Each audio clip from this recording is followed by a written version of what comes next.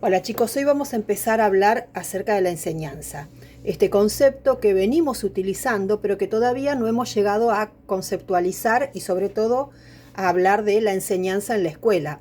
Porque la enseñanza es una práctica muy difundida. Muchas personas enseñan por fuera de la escuela. Nuestros adultos enseñan, algunos referentes enseñan, pero la enseñanza en la escuela cobra un matiz muy particular, ¿sí? En términos generales, la palabra enseñanza o el concepto enseñanza puede asumir distintos significados, pero por lo general se usa para definir que enseñar es intentar transmitir cierto contenido a alguien, ¿sí? Cuando yo enseño estoy tratando de transmitir algo que ya sé a otro que no lo sabe. Por eso, Camiglioni, bueno, en este caso Coles y Basabe, sostienen que en esta definición aparecen como tres elementos. Alguien que sabe algo, alguien que carece de ese conocimiento, de ese algo, y un algo, o sea, un saber, un conocimiento. O sea que en el caso de la escuela podríamos pensar que estamos hablando de un docente que sabe algo, un alumno que no tiene ese conocimiento y el conocimiento en sí, ¿sí?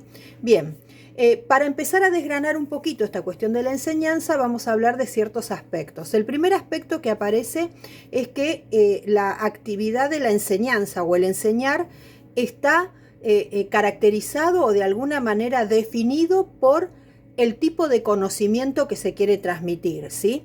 Por ejemplo, no es lo mismo enseñar matemática que enseñar ciencias naturales. Entonces la enseñanza se va a adaptar o va a estar caracterizada de acuerdo al contenido que uno quiere transmitir, ¿sí?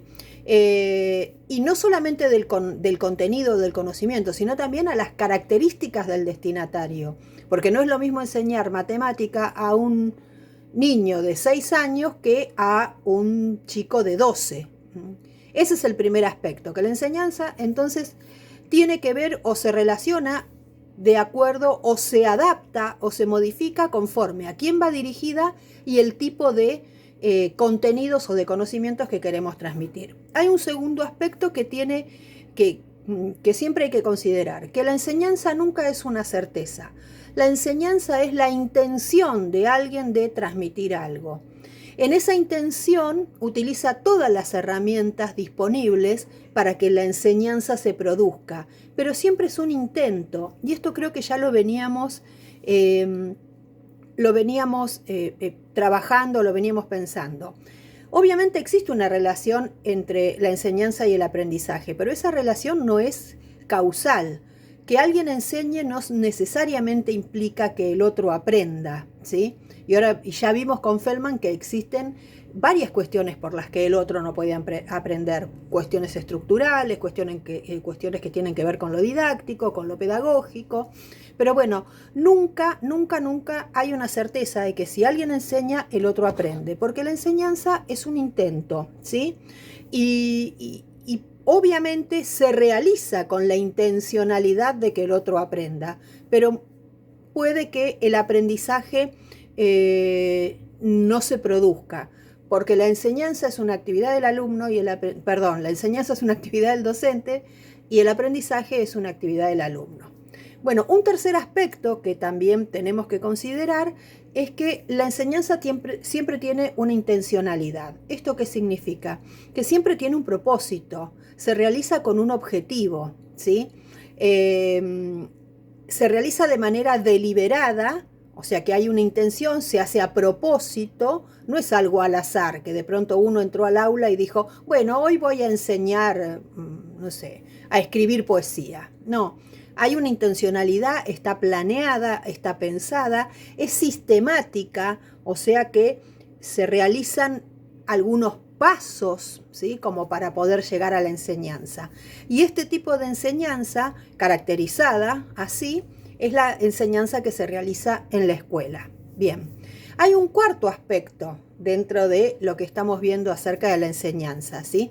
Que la enseñanza siempre va a necesitar, por lo menos en el ámbito de la escuela, tener en cuenta algunas cuestiones, como por ejemplo, el lugar en donde se realiza, o sea, el contexto en el que se realiza la enseñanza, los recursos de los que yo dispongo para poder realizar la enseñanza y las formas en que lo transmito. O sea, que cuando hablamos de enseñanza en la escuela, el contexto tiene que ver con las posibilidades de llevar adelante este trabajo, el trabajo de enseñar, ¿sí? Y cuando habla de los recursos disponibles es, bueno, ver con qué elementos, con qué materiales cuento para poder realizar la enseñanza, porque la clase expositiva necesita de otros recursos que ayuden a que el conocimiento sea apropiado o pueda ser transmitido. Entonces los recursos es importante. Fíjense si no en este periodo de pandemia, qué difícil se nos hace enseñar y qué difícil se hace aprender cuando uno no cuenta con los recursos tecnológicos necesarios.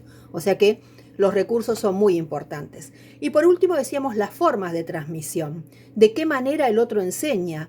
Lo hace a través de una exposición, lo hace a partir de un debate, elige la forma en que va a transmitir o la forma en que va a enseñar de acuerdo a justamente quiénes son los destinatarios y qué es lo que se va a transmitir. Bueno, todos estos aspectos tienen que ver, todo lo que vimos acerca de a quién, la intencionalidad, los recursos, todo esto hacen que si está pensado y está planificado, no nos va a asegurar el aprendizaje, pero podemos estar frente a lo que se denomina o lo que Edith Lidwin denomina una buena enseñanza, ¿sí? La enseñanza es una actividad que, dijimos, no está librada al azar, no la llevan adelante cualquiera porque se le ocurre, sobre todo la enseñanza en la escuela. Y en la enseñanza existe no solo entre los seres humanos, sino los animales también. En los animales también. ¿Cuál es la diferencia entre los animales y los seres humanos y las personas? Que en el caso de las personas la enseñanza es una práctica social, o sea que todas las sociedades han organizado la enseñanza a través de este dispositivo que es la escuela, y es una enseñanza o una práctica, social regulada. ¿Qué quiere decir esto? Volvemos a lo mismo, que no queda librado al azar, ¿sí? Es una práctica social que está organizada por cada sociedad. Es una práctica que se enseña, a diferencia de los animales, no solo por demostración, sino que el hombre puede aprender determinados conceptos o determinadas ideas en ambientes o escenarios que no están presentes, no necesitan sí o sí de la demostración.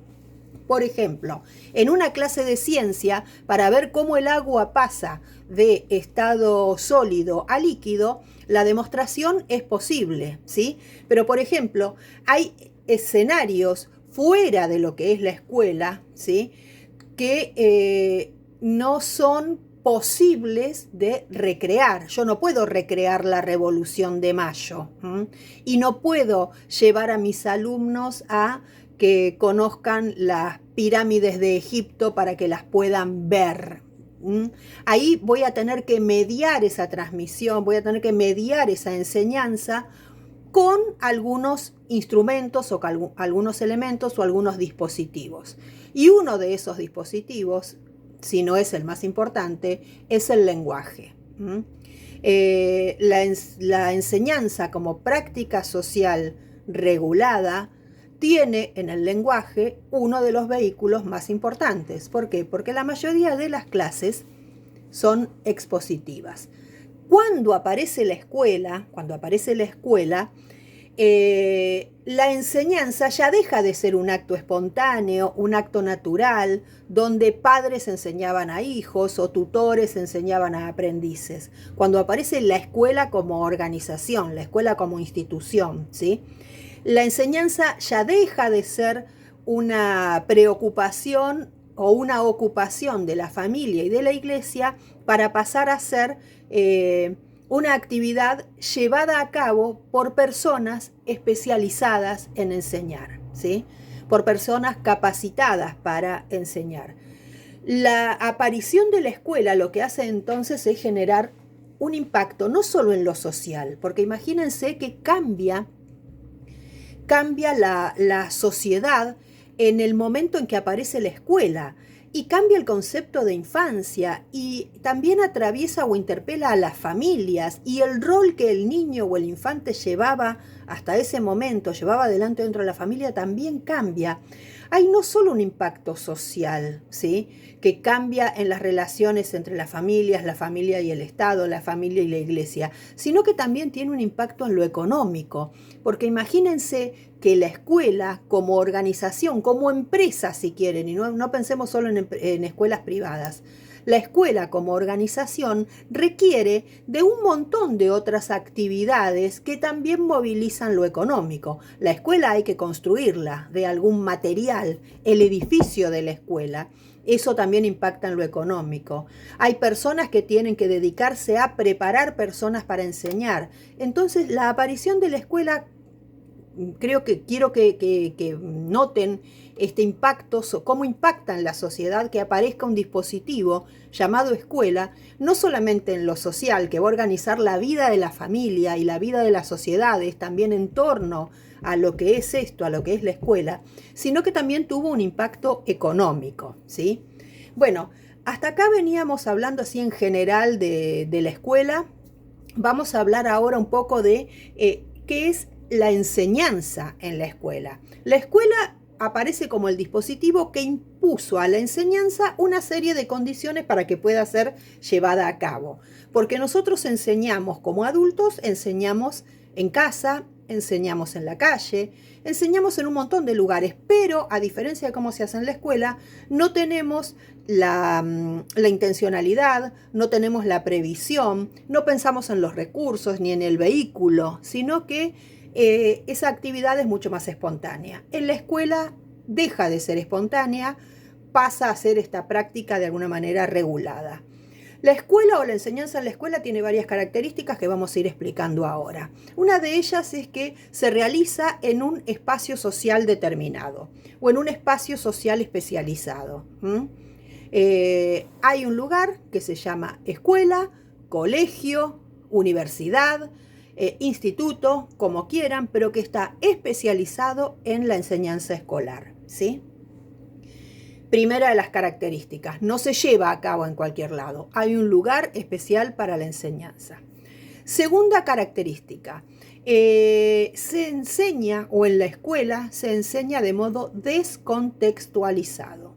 ¿Qué quiere decir esto? ¿Que lo que se enseña está fuera de contexto? No, sino que podemos enseñar cosas que no están presentes. Por ejemplo, podemos hablar de las cataratas del Iguazú, de las pirámides de Egipto, de los dinosaurios, de la Revolución de Mayo, y no están presentes en el aula.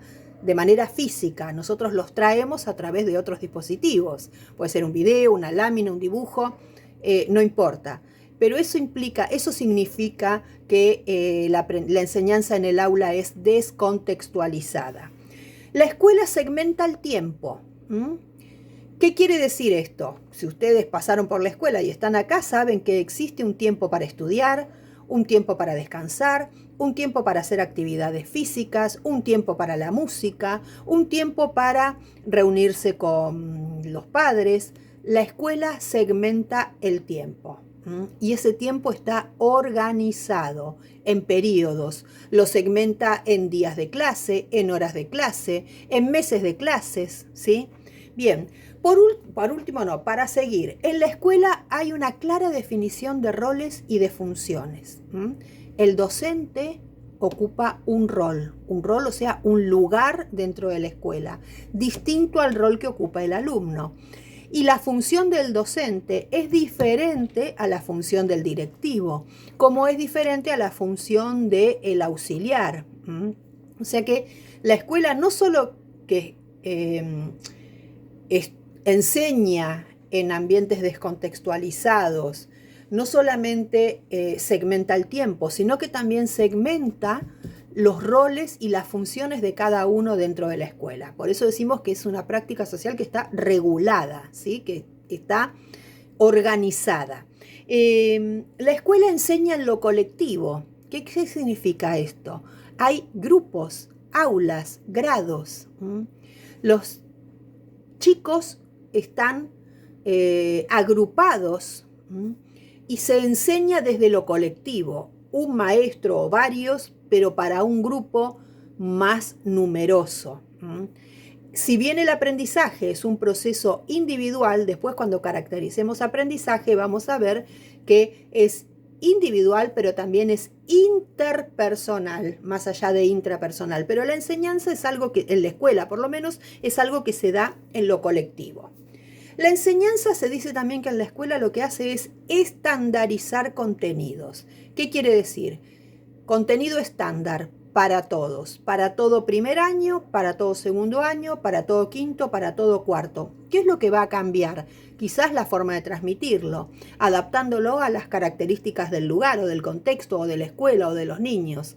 Pero el diseño curricular, que es el dispositivo que organiza la práctica de la enseñanza en la escuela, dispone una serie de contenidos que han sido de alguna manera homologados o estandarizados para que en todas las escuelas se enseñe lo mismo adaptado a las características.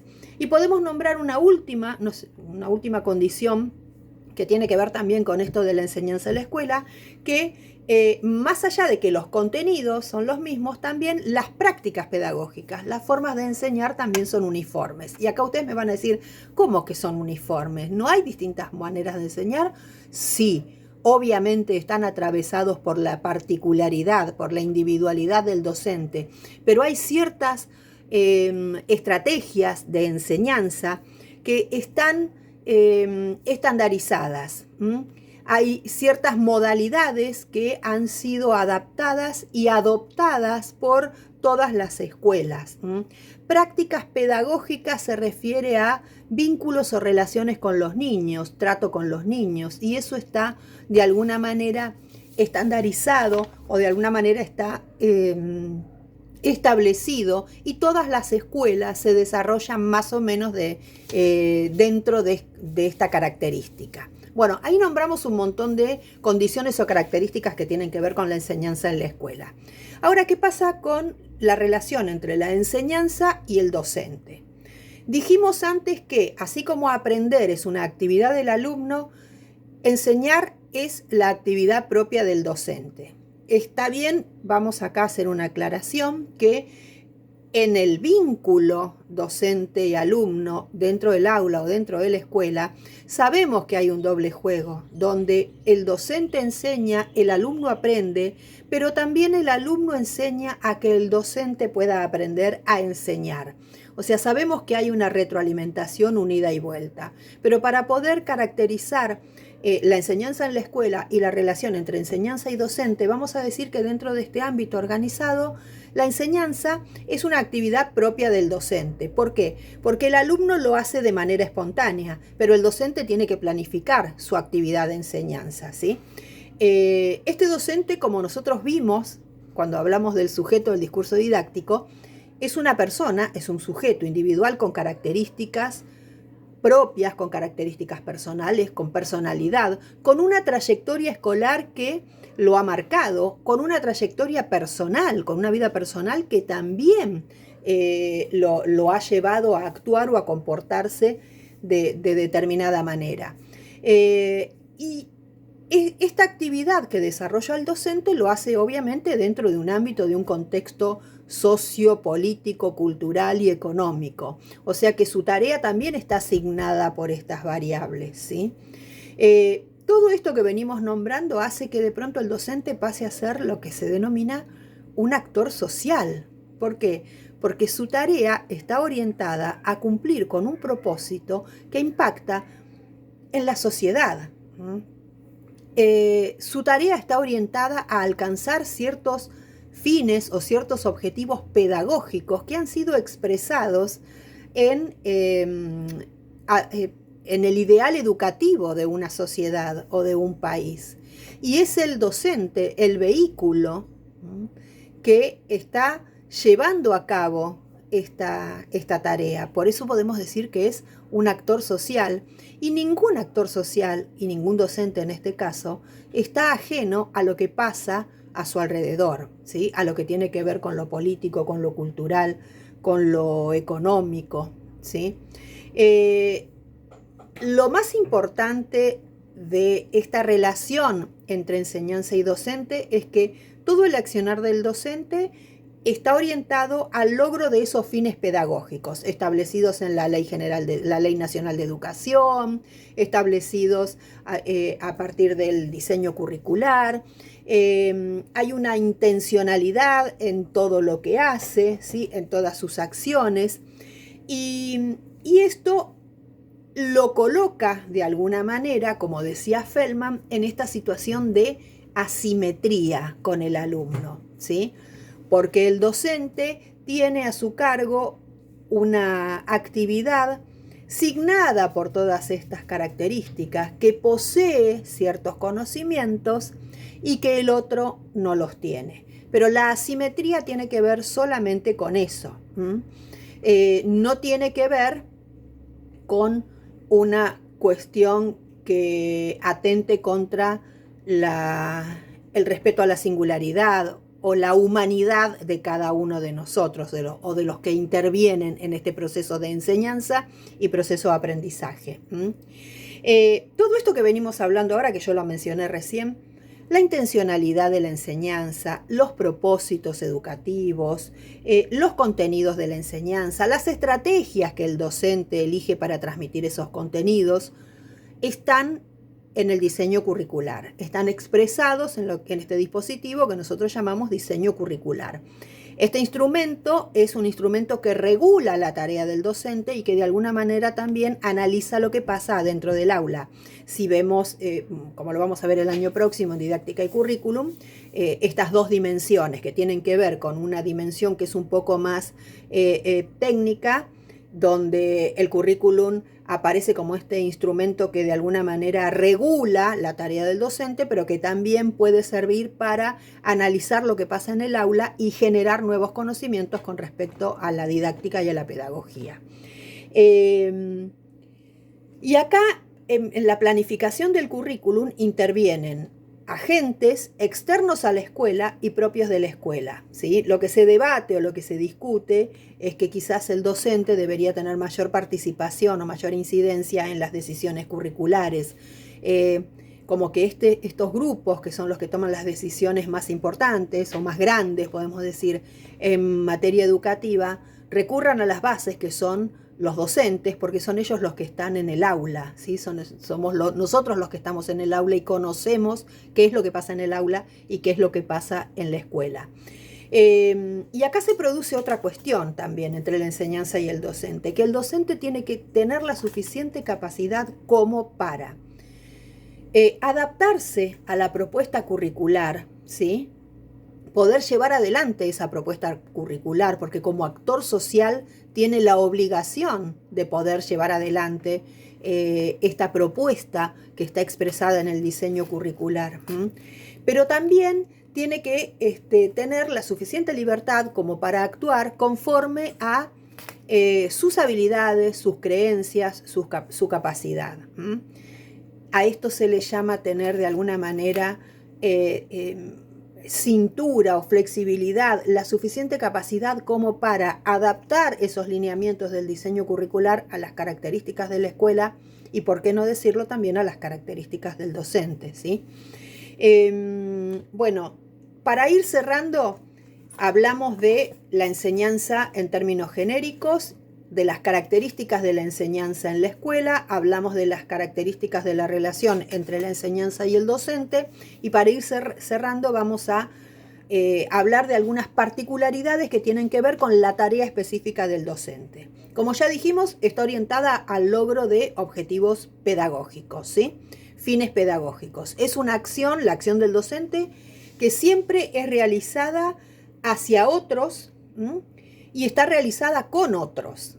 El docente trabaja con otros docentes, con directivos, con la comunidad, y su tarea está orientada al otros.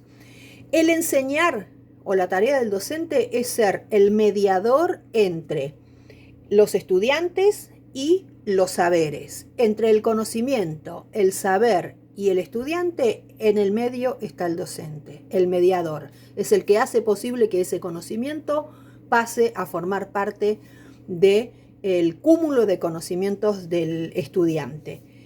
Enseñar siempre, siempre, siempre va a generar expectativas. ¿En qué sentido? Esto que dijimos antes, no hay certeza. La enseñanza va a generar siempre situaciones inciertas, inéditas, situaciones que uno no esperaba encontrar. Llegar a una clase perfectamente planeada y que un estudiante comente una situación personal difícil que hace u obliga al docente a hacerse cargo, a tomar esto y capitalizarlo para la clase y capitalizarlo sobre todo para el chico que está viviendo la situación traumática.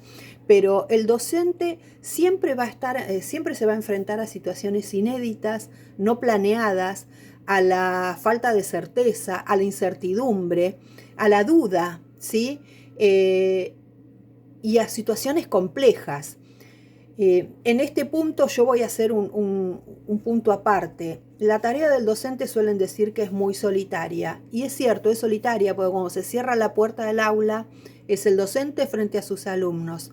Pero el trabajo en equipo del docente con sus directivos, con sus pares, con las familias, con el gabinete psicopedagógico, si es que lo existiera, o todo el entorno, ¿sí? Todo el andamiaje que sostiene a la educación, a la escuela, a la enseñanza, esa tarea puede pasar, puede dejar de ser solitaria y seguramente va a dar muchos más frutos que si sigue haciéndolo en solitario. Esto es un tema muy importante, esta cuestión de las situaciones complejas y de la falta de certezas en la enseñanza, porque muchos docentes ven o se sienten desanimados cuando eso que planearon para una clase no se logra o no se alcanza. Bueno, acá habrá que revisar entonces por qué no se alcanzaron estos objetivos propuestos. Y la tarea del docente no es solamente enseñar. La tarea del docente implica un montón de actividades. Primero tiene que aprender, tiene que leer, tiene que vincularse con sus alumnos, tiene que vincularse con sus directivos, tiene que vincularse con las familias, tiene que poder construir elementos para trabajar. No es solamente pararse frente al aula, tiene que evaluar, tiene que poder dialogar, tiene que poder construir un ambiente de trabajo agradable. O sea que menuda tarea la que decidieron ustedes, esta de ser docente. Vamos a terminar con esta primera parte de la enseñanza y lo que vamos a ver a continuación tiene que ver con aquello que se llama filosofías de la enseñanza, o sea, formas de entender la enseñanza. Y vamos a trabajar, ¿se acuerdan cuando vimos al principio que Feldman decía que había dos formas de entender la enseñanza y él decía que una es poner cosas en la cabeza del chico y otra es sacar todo el potencial? Bueno, vamos a analizar dos propuestas acerca de las filosofías de la enseñanza que nos hacen estos autores que ya trabajamos, Birsi y Palamidesi, y caracterizar la enseñanza como una actividad técnica o como una actividad artístico y política. Les dejo esto como para ir pensando. Bueno, yo creo que con esta clase cerramos el capítulo de enseñanza y creo que no genera mayores dudas. Así que nos vemos en la próxima con filosofías de la enseñanza. Gracias.